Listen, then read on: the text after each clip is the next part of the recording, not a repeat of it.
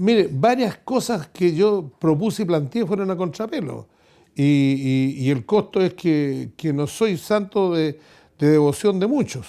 Por ejemplo, yo planteé la necesidad de legislar sobre el divorcio, con disolución de vínculo, porque en Chile existía el divorcio, pero sin disolución de vínculo. Entonces, ¿quién se iba a divorciar si seguía casado? Era una cosa en el tiempo del 1900, tal vez, ¿eh? La persona sí, pero yo estoy divorciada, así que por eso ahora vivo en mi casa. Pero y a esta altura, es decir, que la legislación tiene que tener un vínculo pero permanente y fuerte con la realidad. Y entonces en Chile existía la mentira organizada, que eran los juicios de nulidad de matrimonio.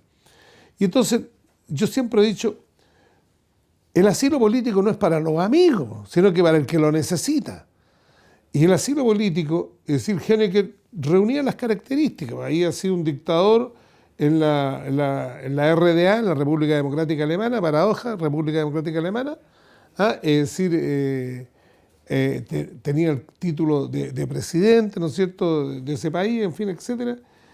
Y de acuerdo a la concepción del asilo político, de un punto de vista de la forma, si a mí me dicen si hay que darle asilo político a Fidel Castro y con eso se termina el comunismo ahí, pero si usted no le da asilo político a un dictador, lo obliga a que se quede y permanezca en el cargo. Si yo al de Siria yo le daría asilo político al tiro, con tal de que haya paz en Siria, pues.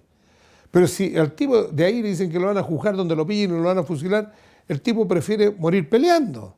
Entonces, el asilo político, en mi opinión, es de la esencia que se otorgue a quien lo necesita en un minuto determinado y mucho más si eso le permite a ese país solucionar un tema que esté vigente.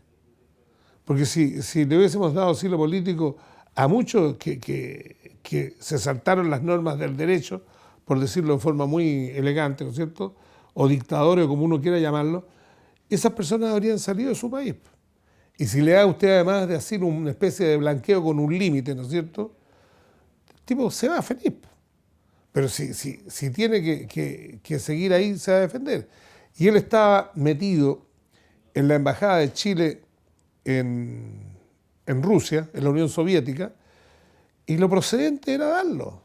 En mi opinión, jurídica. Entonces, de repente alguno dice, pero ¿cómo tú, que eres de derecha, a un comunista?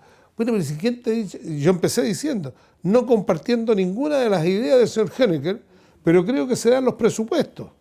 Pero ahí hay una cosa que es mucho más importante que mi intervención. Fue la exigencia de silencio. No sé si usted supo eso, se lo cuento, porque eso es bueno que la gente lo sepa, por eso yo hablo de las cobardías morales. La Democracia Cristiana Internacional notificó a la democracia cristiana chilena, ¿no es cierto?, que había que jugarse para que no le dieran el asilo político a Honecker.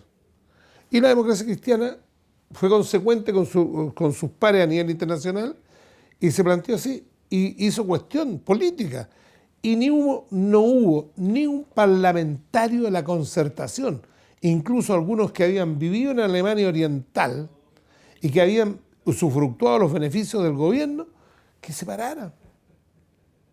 Yo lo encuentro increíble, increíble. Y además lo estimo inaceptable.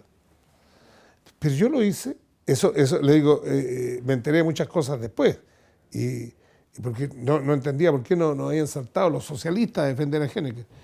Es decir, la hija de Honecker vino a Chile, ella había sido casada con un chileno, estaba separada, y me fue a ver a la oficina a darme las gracias por el gesto. Su padre me mandó una carta, que en alguna parte debe estar, firmada en la Embajada de Moscú, en que me da las gracias en alemán. Su hija me la trajo y me la tradujo.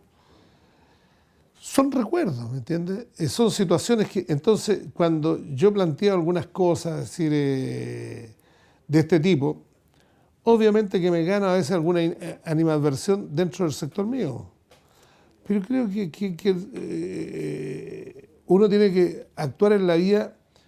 Nunca he andado con regla de cálculo, porque si fuera con regla de cálculo, por ejemplo, no se habría producido la acusación constitucional de Cerecea, que es un tema que me gustaría que lo tocáramos. ¿Ah? Porque yo sabía que eso me significaba una pérdida de votos tremenda en Aysén. Y de hecho, sí me costó la senaturía.